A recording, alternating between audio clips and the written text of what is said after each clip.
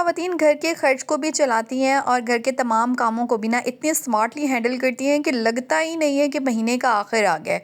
बल्कि महीने का आखिर क्या, अगले महीने का शुरू भी आ जाता है और ऐसे लगता है कि बहुत ही स्मूथली दिन चल रहे हैं। अस्सलाम वालेकुम, welcome back to my channel. उम्मीद करती हूँ मेरी सारी बहनें बिल्कुल ठीक ठाक होगी। अल्हम्दुलिल्लाह मैं भी बिल्कुल ठीक ठाक हूँ। महीने के आखिरी दिनों को किस तरह से पुरसकून बनाया जाए, किस तरह की प्लानिंग की जाए और इस प्लानिंग का आगाज़ कब किया जाए, तो जनाब आज इसी टॉपिक पे बात करेंगे। अस्सलाम। बात तो सभी बहनें जानती हैं कि अगर आपने महीने को ना स्मार्टली चलाना है, बहुत अच्छे तरीके से मैनेज करना है ताकि महीने का शुरू कब हो और आखिर कब हो जाए आपको पता भी ना चले और घर में हर तरह का सामान पूरा हो, आपको किसी किस्म के ग्रोसरी में किसी किस्म के और इंतज़ाम को हैंडल करने में कोई परेशानी ना हो। ये सारी डिपेंड करता है एक आप ना महीने का स्टार्ट किस तरह से ले रहे हैं। हमेशा अपने महीने का स्टार्ट जब आप बहुत स्मार्टली करते हैं, बहुत ही अक्लमंदी के साथ करते हैं और तमाम ज़रूरी काम जिनसे वो कहते हैं ना कि जिनके बगैर आपका गुजारा नहीं होना है, उन तमाम कामों को पहले सर अंजाम देते हैं तो यकीन जानिए आपका महीने का एंड कब आ जाता है आपको पता भी नहीं चलता। जनाब यहाँ पे व्लॉग का आगाज़ सुबह के नाश्ते से हो रहा है और मैंने यहाँ पे सब्ज़ प्याज का ऑमलेट बना लिया था मज़ेदार सा। और सर्दियों की आमद के साथ ही ना सब्ज़ प्याज और साग और ये सारी चीज़ें जब मार्केट में आती हैं, गाजरें, मूलियाँ और ये सारी चीज़ें जब मार्केट में आती हैं ना तो बड़ा ही मज़ेदार सा एहसास होता है। तो बहरहाल मेरा जो सुबह का नाश्ता है अमूमन सर्दियों में जो है वो सब्ज़ प्याज के सालन के साथ ही होता है, चाहे वो मैं आलू के साथ बनाऊँ, चाहे वो अंडे के साथ बनाऊँ, लेकिन ये बहुत ही मज़ेदार सा बन के तैयार होता है। तो बहरहाल यहाँ पे मैंने कहा चलें जल्दी जल्दी से सब्ज़ प्याज का जो है ना वो ऑमलेट बना लेते हैं और पराठे के साथ भारी भरकम सा मज़ेदार सा नाश्ता करते हैं और अपने दिन की ना एक ज़बरदस्ती शुरुआत करते हैं। क्योंकि जिससे मुझे पता होता है ना कि मैंने ग्रोसरी करनी है और उससे ना मैं कोशिश करती हूँ कि मैं अपने आप को ना फुली चार्ज कर लूँ, क्योंकि ग्रोसरी के अंदर ना काफ़ी ज़्यादा एनर्जी भी आपकी लगती है और पूरे वो कहते हैं ना कि महीने का जो आपका शुरू है ना वही अच्छा होगा तो इंशाल्लाह महीने का इख्तिताम भी अच्छा होगा। तो सोच समझ कर बहुत ही स्मार्टली, बहुत ही सोच विचार के साथ ना आपने ये डिसीजन लेना होता है कि आप महीने के शुरू में अपनी आमदनी का जो खर्च है ना वो कहाँ पे लगा रहे हैं। तो बहरहाल यहाँ पे मैंने कहा चलें आती हूँ रूम के अंदर और पहले ना क्लीनिंग थोड़ी बहुत कर देती हूँ और जैसे ही सीज़न चेंज होता है ना, वेदर चेंज होता है तो मेरे रूम की सेटिंग भी चेंज हो जाती है इस वाले रूम की, क्योंकि ज़्यादातर फ़ातिमा के लिए ही मैंने मुख्तस किया हुआ है और फ़ातिमा जो है यहाँ पे खेलती भी रहती है। तो बहरहाल मैंने कहा चलें अब ऐसे करते हैं कि वेदर के अकॉर्डिंग थोड़ी सी सेटिंग रूम की चेंज कर लेते हैं। और इसके खिलौने जो है, अच्छा बच्चों की आदत होती है ना कि कुछ दिन ना वो एक चीज़ से खेलते रहे ना तो फिर वो उससे बोर हो जाते हैं। तो ये फ़ातिमा का जो टेंट हाउस है ना इसके बारे में भी ऐसा ही है कि फ़ातिमा ना थोड़े दिन इससे खेलती है फिर बोर हो जाती है तो फिर खेलती है नहीं। तो मैंने कहा चलें स्पेस भी इशू है तो मैंने कहा इसको बंद करती हूँ, उसके सारे टॉयज इसमें से निकालती हूँ और इसको लेकर ना मैं संभाल देती हूँ। फिर एक आध महीने के बाद ना जब ये इसको देखती है ना तो इतने कोई वार्मली इसको वेलकम करती है अपने पास कि भाई मुझे जो है ना यही चीज़ चाहिए थी जो मुझे मिल नहीं रही थी। तो मैं हमेशा इसके खिलौने ना इसी तरह से करती रहती हूँ कि कुछ टाइम तक जब ये खेल लेती है और मुझे लगता है कि इसका दिल भर गया या वो चीज़ अब रुलने लग गई है तो मैं क्या करती हूँ कि उसको ना थोड़े टाइम के लिए उसकी नज़रों से ओझल कर देती हूँ। तो फिर महीना डेढ़ के बाद जब मैं निकालती हूँ ना तो फातिमा हाँ बड़ी ही खुश होती है उस चीज़ को देख के दोबारा। तो आप भी ना ये टिप अपने बच्चों पे आजमा सकते हैं, बजाय इसके कि बच्चे ना कोई चीज़ लेकर आएँ और फिर उससे बोर हो जाएँ, उसको तोड़ फोड़ दें और माल का अलग नुकसान है। और इससे बेहतर है कि आप ना थोड़े टाइम के लिए ना बच्चों की ऐसी चीज़ों का ना उनकी नज़रों से ओझल कर दिया करें। बहरहाल चलें मैंने कहा चल ऐसे करते हैं कि थोड़ी सी सेटिंग चेंज करते हैं। बस ये चौपाई मैंने इस डायरेक्शन में रखी हुई थी जिसको मैं बैक साइड पर लेके जा रही हूँ बस यहाँ पे। और इस साइड पर जो रूम है ना थोड़ा सा खुला सा हो जाएगा जहाँ पर मैं बाद में कारपेट वगैरह डाल देती हूँ और यहीं पर इसी रूम में हीटर भी लगता है और ये रूम ना छोटा है तो गर्म भी बहुत जल्दी हो जाता है। और सर्दियों में ना इतना निगाह निगाह कमरा होता है, निगाह क्या होता है ये पंजाबी में हम लोग बोलते हैं भी गरम गरम सा कमरा होता है, ये इतना सुकून आता है इस कमरे के अंदर के बस। तो मैं ना इस कमरे के अंदर सर्दियों में हीटर वगैरह भी चला देती हूँ ना तो बहुत ही अच्छे तरीके से गर्म हो जाता है, क्योंकि छोटा सा रूम है तो बहुत जल्दी। बहरहाल यहाँ से मैं झाड़ू वाड़ू लगाऊंगी, क्लीनिंग वगैरह करने के बाद मैं फिर आ गई थी ग्रोसरी के लिए। और आज चूँकि ग्रोसरी का प्लान था तो मेरा जिस दिन ग्रोसरी का प्लान होता है मैं कोशिश करती हूँ कि खुद को ज़्यादा थकाऊँ नहीं, कुछ ज़्यादा काम शाम ना करूँ, बस थोड़ी बहुत जो बेसिक क्लीनिंग है ना उसको कर लूँ और उसके बाद फिर जाऊँ ग्रोसरी के लिए। और सोच समझ के पहली मेरी आदत है कि मैं लिस्ट बना लेती हूँ और उससे भी पहले मैं क्या करती हूँ कि घर में मौजूद तमाम चीज़ों का एक जायज़ा ले लेती हूँ। आप लोग भी बहनें जब भी ग्रोसरी करने जाएँ तो कोशिश करें कि घर में मौजूद पहले का जो भी सामान पड़ा हुआ है ना उसका एक दफ़ा जायज़ा ज़रूर ले लें कि क्या वो आपको नेक्स्ट मंथ के लिए काफ़ी रहेगा अगर तो कम मिकदार में है, तो कितना और लेने से आपका अगला महीना जो है ना वो पुरसकून तरीके से गुजर जाएगा। तो अगर ऐसा इस चीज़ से बचने के लिए बेहतर यही होता है कि आप उसको लिख लें, एक लिस्ट बना लें। जब आप लिस्ट बना के ना मार्केट में लेके जाते हैं ना, तो एक तो इसका फ़ायदा ये होता है कि आप कोई फालतू चीज़ नहीं उठाते हैं। दूसरा, आपको पता होता है कि आपके जो पैसे खर्च हो रहे हैं वो इन चीज़ों के ऊपर हो रहे हैं। बहरहाल यहाँ पे ना मैंने शैम्पू वगैरह अपना लिया। अच्छा, मुझे ना आज जो है ना ये रैक में नज़र आ गया था B&B का फेस वॉश, जो कि मैंने काफ़ी टाइम से मैं देख रही हूँ अपने सोशल मीडिया वगैरह पे। काफ़ी इसके रिजल्ट्स जो है ना इसके बारे में बताया जा रहा है कि बहुत अच्छे हैं। तो मुझे ये नज़र आ गया था। बहरहाल ये एक फ़जूल खर्ची समझ लिया जो भी, लेकिन मुझे नज़र आ गया था, तो मैंने सोचा कि भाई इससे पहले अब आई हुई हूँ यहाँ पे तो उसको ले ही जाती हूँ। तो बहरहाल उसके बाद फिर मैं ना जब भी ग्रोसरी वगैरह के लिए जाती हूँ, मेरी जो बहनें, मेरे पुरानी व्यूअर्स हैं जो मेरे पहले से व्लॉग देख रहे हैं, उनको पता है कि भाई मैं मंडी की शॉप्स में जाती हूँ, जहाँ पे आपको हर तरह की, हर क्वालिटी में, हर क्वांटिटी में चीज़ मिल जाती है। तो बहरहाल यहाँ पे मैं मंडी में ही चली गई थी। एक शॉप है जहाँ पे आपको हर तरह की चीज़ मिल जाती है और बड़े सुकून से आप जो है ना अपने हिसाब से, अपनी मर्ज़ी से यहाँ पे चीज़ों का इंतखाब कर सकते हैं। लोकल से लेकर जितने भी ब्रांड्स हैं हमारे पाकिस्तान के, हर तरह की चीज़ ना आपको यहाँ पे मिल जाती है। उसके बाद दूसरी अच्छी बात यह है कि यहाँ पे आपको चावल, दालें और चने और इनकी भी ना हर तरह की क्वालिटी प्लस क्वांटिटी जो है ना मिल जाती है। तो मैं जब भी जाती हूँ ना, तो मैं खुद देख लेती हूँ कि मुझे चावल की क्वालिटी, क्योंकि मर्द हजरात जो होते हैं ना, अक्सर उनको पता नहीं होता है कि चावल जो है ना वो कौन सी क्वालिटी के लेने हैं, दालें कौन सी क्वालिटी की लेनी है। कुछ देसी दालें भी होती हैं जो कि पकने के बाद बहुत मज़े की लगती हैं, कुछ दूसरी भी होती हैं। तो मेरी कोशिश होती है कि मैं ग्रोसरी जो है ना वो अपने तरीके से, अपने हिसाब से खुद ही करूँ। गरम मसाला वगैरह जो है ना इस तरह से आपको खुले में मिल जाता है, अपने हिसाब से डलवा सकते हैं। काली मिर्च है, उसके बाद ये खुश्क धनिया है आपका, साबुत गोल धनिया, तो मैं तो हमेशा यही लेके इस्तेमाल करती हूँ, उसको खुद ही से पीस लेती हूँ, तो बड़ी अच्छी खुशबू आती है।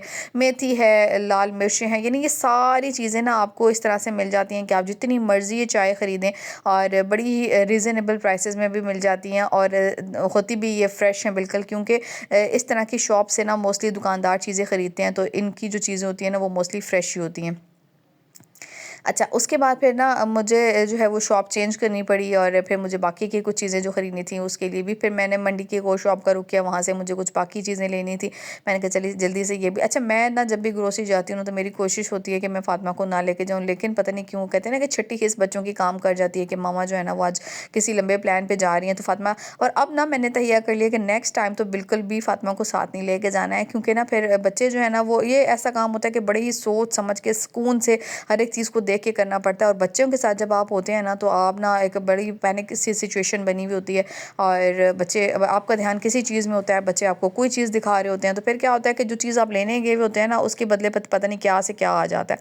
तो इस दफ़ा ना मेरे साथ भी कुछ ऐसा हुआ, लेकिन इस दफ़ा मैंने तहिया कर लिया कि भाई नेक्स्ट टाइम मैंने जो है ना फ़ातिमा को नहीं लेके, क्योंकि जैसे जैसे बड़ी हो रही है ना, फिर वो बच्चों का आपको पता है ना कि ध्यान जो है ना वो कहीं की कहीं चीज़ों में हो जाता है और फिर हमारा भी जो ध्यान है ना वो पता नहीं कहाँ से कहाँ। बहरहाल इस दफ़ा की ग्रॉसरी में कुछ 3-4 चीज़ें मेरी रह भी गई हैं, फिर इंशाल्लाह दोबारा से जाऊँगी तो ले आऊँगी। फ़िलहाल मैंने यहाँ पे अपनी ट्रॉली जो है, जितने भी मसाला जात है, नूडल्स, पास्ता और जो भी केचप और सॉसेस वगैरह, जो चीज़ें भी लेनी थी, आर्टिफिशियल मसाला जाते हैं, जितनी भी चीज़ें लेनी थी मैंने सारी ले ली और बस इसका बिल करवाएंगे। बिल करवाने के बाद जनाब जाएंगे घर और घर जाकर ना मैं इसको संभालूंगी और आपको भी बताऊंगी कि मैं लिमिटेड स्पेस के अंदर इन सारी चीज़ों को किस तरह से मैनेज करती हूँ। अच्छा, मैं जब घर आ गई तो उसके बाद जो है खाने का भी टाइम था, तो मैंने कहा चलें खाना जो है ना उसकी प्रेपरेशन तो मैंने ऑलमोस्ट की हुई थी, जाने से पहले ही मैंने कर ली थी, क्योंकि मुझे पता होता है कि मैं वापस आऊँगी तो थकावट से भी हो रही होगी, तो मेरा कोई बहुत लंबा चौड़ा मेन्यू बनाने का दिल भी नहीं चाहेगा। तो मैं आज बना रही थी पिज़्ज़ा और उसके लिए मैंने डो वगैरह जो है ना वो अच्छी सी गूंदी हुई थी, अच्छे से फूल भी गई थी डो, और चिकन वगैरह रेडी थी। पिज़्ज़ा सॉस जो थी वो भी मैंने बना के रख ली थी, यानी ऑलमोस्ट काफ़ी चीज़ें जो है ना मैंने रेडी करके रखी हुई थी। तो बस मैंने कहा चलें अब ग्रोसरी, आप भी जब ग्रोसरी जाया करें तो कोशिश किया करें खाने पीने का जो सामान है ना वो रेडी करके जाया करें, क्योंकि हम आते हैं तो हमारी इतनी एनर्जी लगी होती है कि हम चाहते हैं कि फ़ौरन हमें कुछ ना खाने के लिए मिल जाए। तो बहरहाल यहाँ पे मैंने अपने जितनी भी ग्रोसरी की हुई थी वो सारी निकाली और बस इसको जो है ना मैं अपनी छोटी मोटी स्पेस के अंदर सारा मैनेज करूँगी। जो पहले की चीज़ें पड़ी हुई थी अल्हम्दुलिल्लाह मैंने वो भी देखी हुई थी कि क्या क्या चीज़ें पड़ी हुई है, और जो नहीं पड़ी थी बस वो सारी ग्रोसरी में मैंने ले ली थी। और एक दो चीज़ें भी मैंने आपको दिखानी है जो कि विंटर्स के अंदर ना आप सब बहनों के लिए बहुत ज़्यादा इंपॉर्टेंट है, और जब भी आप विंटर्स की ग्रोसरी करने जाना तो लाजमी लेके आएँ।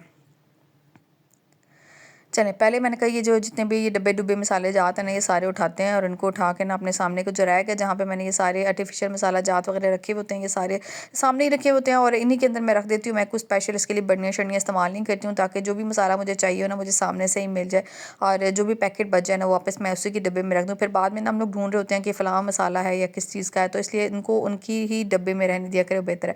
जो मेन चीज़ थी वो मैं लेके आई थी जो शानदार, और कुछ घरों में इस्तेमाल होता है, कुछ में नहीं भी होता है, लेकिन मेरे घर में काफ़ी ज़्यादा होता है और बच्चों के जो घर होते हैं उनमें स्पेशली देसी चीज़ है और बहुत जल्दी बच्चों को फ्लू वगैरह से आराम आ जाता है। तो इस वजह से मैंने जो है ना जुशांदा ले लिया है विंटर्स की ग्रोसरी में, ये मेरी एक चेंजिंग आई है। उसके बाद फिर मैंने अपने ये फेस वॉश ले लिया। अब इसका रिजल्ट कैसा है वो फिर मैं आपको यूज़ करने के बाद बताऊँगी। वैसे मेरी जो फेस की जो स्किन है ना मेरी, वो नॉर्मल है, तो मुझे जो है ना बहुत ज़्यादा जो है ना वो इस तरह की चीज़ें सूट नहीं करती हैं। बहरहाल उसके बाद फिर मैंने पत्ती ले लिया और ये मैं टेस्ट करने के लिए लेके आई थी कि इस दफ़ा जो है ना मैं लिप्टन और टपाल से हट के ना कोई और ब्रांड लेती हूँ और उसको भी ट्राई करती हूँ। और ये वो काला तेल है जो मैं देगचियाँ वगैरह मांजने के लिए इस्तेमाल करती हूँ, जो कि ना जिससे देगचियाँ बहुत अच्छे तरीके से चमक जाती हूँ। तो ये भी ना मंडी से मिल जाता है, आम शॉप से भी ना आपको मिल जाएगा। तो इससे ना मुझे लगता है कि देगचियों की जो एक लाइफ है ना वो भी बढ़ जाती है और बहुत ही अच्छी, मतलब देखने में भी ना बहुत ही शाइनी और बहुत ही साफ़ लुक उनकी आ रही होती है। लेकिन ना ये हाथों को ख़राब कर देता है, तो आपने जब भी यूज़ करना, स्पेशली सर्दियों के अंदर ना, तो आपने ग्लव्स पहन के यूज़ करना। मेरी तो वैसे भी आदत है कि सर्दियों के अंदर ना बर्तन धोने के लिए मैं ग्लव्स का इस्तेमाल ज़रूर करती हूँ, क्योंकि हाथों की स्किन जो है ना वो इतनी ज़्यादा ख़राब हो जाती है और डल भी हो जाती है। तो उससे बचने के लिए ना आपने हाथों में ना ग्लव्स ज़रूर पहन के रखने सर्दियों में। वो अभी अच्छा मुझे वो जो है ना मंडी से नहीं मिले थे, इंशाल्लाह वो भी फिर मैं जाके ना नेक्स्ट टाइम तो ग्लव्स जो है ना वो भी लाजमी लेके आऊँगी। क्योंकि जैसे जैसे वेदर चेंज होता है तो पानी भी ठंडा हो जाता है, उसके बाद फिर गैस होती नहीं है कि आप गीज़र चलाएं, पानी को गर्म करें। और कई बहनों से ना मेरी तरह वक्ता भी नहीं होता है कि वो पतीले में अलग से पानी गर्म करें सिलेंडर पे और फिर उसको जो है ना वो बर्तन धोने के लिए इस्तेमाल करें। तो मैं जो है ना वो सिंपल और आसान तरीका क्या करती हूँ कि ग्लव्स पहन लेती हूँ, पानी का टेम्परेचर का बिल्कुल भी अंदाज़ा नहीं होता और बर्तन जो है ना वो भी जल्दी जल्दी से धुल जाते हैं। तो बहरहाल यहाँ पे मैंने चीनी जो थी वो रीफ़िल करनी थी, मैंने कहा चलें इसको रीफ़िल कर लेती हूँ और ओवर रीफ़िल हो गई थी, फिर मैंने इसमें से थोड़ी सी निकाल ली। और बाकी के अच्छा पिछले जब मैंने ग्रोसरी अपनी बहनों से शेयर की थी ना, उसमें कुछ बहनों ने कमेंट किया था कि आप ये जो हारपिक है या इस तरह की, अच्छा ये मैं लेके आई थी या जो भी लेके आई थी, मैं आपको उसके इसकी डिटेल बाद में बताऊँगी कि मैंने ली थी क्यों और किस मकसद के लिए ली थी। ग्लिसरीन जिसको बोलते हैं वो ली थी। अच्छा मैं आपको ये बता रही थी कि ये जो हारपिक और ये एसिड और ये शैम्पू है या फिर साबुन है या फिर सर्फ है, ये सारी चीज़ें ना इनके लिए मैंने अलग ड्रॉ रखा हुआ है। और कुछ बहनों के कमेंट आए थे कि आप एक ही ड्रॉ में इसको ना रखा करें। भाई मैं नहीं रखती हूँ, इसके लिए मैंने अलग स्पेस रखी हुई है, मैं उसी के अंदर जाके इसको रख के आती हूँ। पता नहीं क्यों कुछ बहनों ने समझ लिया था कि शायद एक ही ड्रॉ है और उसी के अंदर मैं वो सारा सामान एडजस्ट कर रही होती हूँ, उसी के अंदर ग्रोसरी के वो बाकी जो ईटेबल आइटम्स है वो भी उसी में होते हैं और ये जो बाकी के होते हैं वो ये इस तरह से नहीं होता है। ना ही एक ही ड्रॉ में सारी चीज़ें एडजस्ट हो सकती हैं। जितना भी हारपिक, शैम्पू, सर्फ और ये सारी चीज़ें, साबुन वगैरह है ना, इनके लिए मैंने अलग स्पेस रखी हुई है, बस मैं वहीं पे इसको एडजस्ट करती हूँ। किचन के अंदर जो मेरी चीज़ होती हैं वो सिर्फ खाने पीने की होती हैं। बहरहाल लिमिटेड स्पेस में मुझे उसको एडजस्ट करना पड़ता है, लेकिन अल्लाह का शुक्र है भाई जितनी स्पेस मेरे पास है ना अल्हम्दुलिल्लाह मैं उसमें ये सारा सामान बहुत सुकून से एडजस्ट कर लेती हूँ। अच्छा उसके बाद मैं आपको दिखा दूँ, मैं लेके आई थी अक्सीर हासमून और ये ना मैं फ़ातिमा को काफ़ी टाइम से दे रही हूँ। अक्सर बच्चों को ना कॉन्स्टिपेशन हो जाती है, उनको भूख नहीं लग रही होती है, अक्सर उनको मतली हो रही होती है, दिल ख़राब हो रहा होता है। तो ये ना मैं फ़ातिमा को समझ लें कि कोई एक हफ़्ते की थी जब फ़ातिमा तब से दे रही हूँ, माशाल्लाह अब तो 4 साल की होने वाली है। तो ये ना बच्चों के लिए बहुत अच्छा है। अगर आपके बच्चों को भी कॉन्स्टिपेशन रहती है, पेट में दर्द रहता है या खाम-खा में मतली होती है, दिल ख़राब होता है उनका, और वैसे भी ना बच्चों को हेल्दी करने के लिए ये बहुत अच्छा ऑप्शन है। तो बहरहाल मैं तो फ़ातिमा को काफ़ी टाइम से दे रही हूँ। अच्छा इसके बारे में बताऊँ तो मेरी ना जब फ़ातिमा पैदा हुई थी तो रोती बहुत ज़्यादा थी। जैसे बच्चों को ना पेट में दर्द वगैरह होता है ना, तो शुरू शुरू के दिनों में ना, तो मेरी जो सामने नेबर्स हैं ना उन्होंने मुझे बोला था कि आपकी बेटी बहुत ज़्यादा रोती है और हम अपने बच्चों को ना ये देते हैं, तो आप भी एक दफ़ा मंगा के ना अपनी बेटी को ट्राई कर लें, हो सकता है कि आपकी बेटी को ना इससे आराम आ जाए। तो मैंने फिर फ़ातिमा को ना कुछ टाइम तक वो दिया और यकीन जानें कि मैं उस टाइम से दे रही हूँ, यानी 1 हफ़्ते की थी उस टाइम से अब ये माशाल्लाह 4 साल की होने वाली है। तो ये 10 साल तक के बच्चों के लिए, और मैं हमेशा जो है ना ये लाज़मी लेके आती हूँ, इसको देती हूँ और इससे ना मुझे बहुत मतलब लगता है कि फ़ायदा हुआ है। फ़ातिमा को भूख भी लगती है, उसके बाद कॉन्स्टिपेशन वगैरह के लिए अच्छा है। और वैसे भी अगर बच्चों को डायरिया वगैरह हो जाए, खुदा ना खास्ता पेट ख़राब हो जाए, मोशन, और ये सारी चीज़ों से बढ़ने के लिए मतलब पेट की जितने भी बीमारियाँ ना उनके लिए ये बेस्ट है। तो उसके बाद फिर जनाब डो वगैरह तो मैंने बना के रखी हुई थी, सॉस भी बनाई हुई थी, चिकन भी सारी मैरिनेट करके मैंने उसको ज़रा सा पका के रखा हुआ था। तो मैंने कहा चले अब ऐसे करते हैं कि पिज़्ज़ा बना लेते हैं। और पिज़्ज़ा बनाने के लिए ना मैं गोल्ड ट्रे नहीं ले रही हूँ, जो मैं जिसको मैं पतीले में जिसमें बनाती हूँ, क्योंकि मेरे पास टाइम बहुत कम था और मैं थकी हुई भी बहुत थी। तो मैंने कहा चलें ऐसे करते हैं कि जो आंटी का जो ओवन है ना, बस उसी के अंदर जो मेरी सासू माँ का ओवन है, और ये पता नहीं कितने साल पुराना है, शायद 40 साल तो पुराना हो गई, ऐसे भी ज़्यादा ही होगा, मुझे नहीं पता है। बहरहाल ये है कि चलें इसके अंदर डो मैंने सारी लगा, और इसके अंदर ना विदिन 4 to 5 मिनट आपका जो पिज़्ज़ा है ना बहुत ही ज़बरदस्त सा बेक हो जाता है। ये एक मैंने जब इसको फर्स्ट टाइम देखा था तो मुझे लगता था भाई ये कुछ जादू है क्योंकि पिज़्ज़े का जो हम लोग मोस्टली सुनते हैं ना 40 से 45 मिनट, 50 मिनट, 60 मिनट जैसे ओवन में भी अगर बनाते हैं, लेकिन इसमें इतना टाइम नहीं लगता है, बहुत जल्दी हो जाता है। और ये ना वो अपने किसी टाइम में ना दुबई से लेकर आई थी, तो बस ये उन्हीं के पास था, ये फ़िलहाल पड़ा हुआ था। जब मुझे को बनाना होता है ना कुछ इस तरह की चीज़ तो मैं फिर उनसे ले लेती हूँ। मैंने इस पर डो वगैरह लगाई और उसके बाद रेड सॉस जो थी अपनी बनाई हुई पिज़्ज़ा की वो उसके ऊपर लगाई और साथ ही जो चिकन बना के रखी हुई थी चीज़ जो भी सारा मैंने निकाला और इसके ऊपर डाला। मतलब एक पिज़्ज़ा की जो पूरी फॉर्म थी ना, बस उसको तैयार करके और मैंने इसको रख देना ओवन के अंदर, और ओवन की लुक से ही आपको पता चल जाएगा कि काफ़ी ज़्यादा सालों पुराना हो चुका है वो। तो मेरा अच्छा, इसके ऊपर ना मैंने एक शॉर्ट भी बना के डाली थी और काफ़ी ज़्यादा वायरल हुई थी, और ये बड़ी ही ज़बरदस्त चीज़ है। बहरहाल पता नहीं अब तो कहीं मिलता है नहीं मिलता है, लेकिन ये भले वक्तों में हाँ गया था, तो अभी तक अल्लाह का शुक्र है कि भाई ये चल रहा है। तो बहरहाल चिकन सारी अच्छा, पिज़्ज़े की रेसिपी तो मैं काफ़ी दफ़ा शेयर कर भी चुकी हूँ, और अगर फिर भी मेरी बहनों को चाहिए तो मैं फिर किसी दिन डिटेल के साथ शेयर कर दूँगी। फिर तो भाई मुझे बहुत ज़्यादा भूख भी लगी हुई थी और टाइम भी कम था। मैंने कहा नहीं भाई ऐसे करते हैं कि जल्दी जल्दी से उसको बनाते हैं। मैं इसको उठा के रखूँगी ओवन में और विदिन 3 to 5 मिनट जो है ना ये बेक हो जाएगा। तो जनाब इस पॉइंट पे अर्ज है, जो मेरी बहनें पहली मरतबा वीडियो वॉच करें, आपने सब्सक्राइब किए बगैर नहीं जाना है, क्योंकि बस इसको निकालने तक के बाद हो जाएगी जनाब वीडियो एंड। और जो मैंने चैनल पे पहली मरतबा आई हैं भाई सब्सक्राइब ज़रूर किया करें। बहुत सारी बहनें अभी भी बगैर सब्सक्राइब किए वीडियोज़ देख रही होती हैं। तो ये जनाब है ओवन, और बस इसके अंदर मैं रखूँगी और उसके बाद ये बड़ा ज़बरदस्ती लुक के साथ हमारा पिज़्ज़ा जो है ना वो बेक होके आ चुका है। उम्मीद करती हूँ आज की वीडियो आप सब बहनों को पसंद आई होगी। अगर पसंद आई है तो लाइक कमेंट शेयर ज़रूर कीजिएगा। मिलते हैं आपके साथ नेक्स्ट वीडियो में, नेक्स्ट व्लॉग में। तब तक के लिए अपना बहुत सारा ख्याल रखिएगा और अपनी बहन को दुआ में याद रखिएगा। अल्लाह हाफिज़।